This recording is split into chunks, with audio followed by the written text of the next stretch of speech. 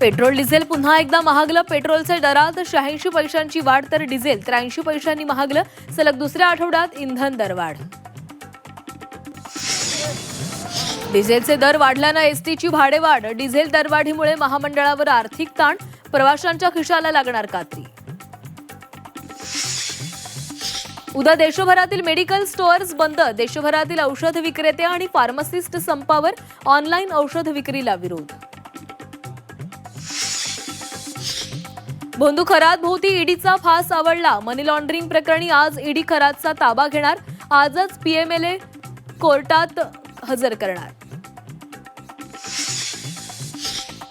नीट पेपरफुटी प्रकरणाची पाळंमुळं महाराष्ट्रात खोलवर.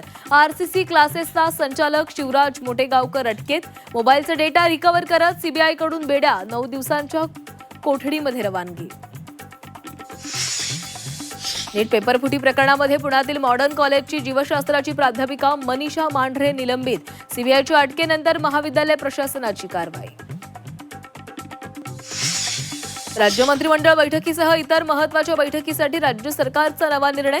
मुंबईबाहेरील मंत्री बैठकांना ऑनलाईन उपस्थित राहणार. बैठकांसाठी मुंबईत येण्याची गरज नसल्याची सूत्रांची माहिती. मोदींच्या आवाहनानंतर नवी संकल्पना.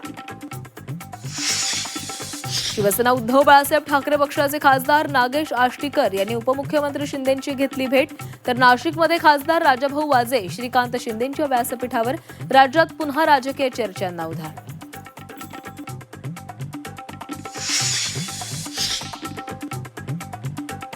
महायुतीचा आज संयुक्त पंपिंग स्टेशन पाहणी दौरा.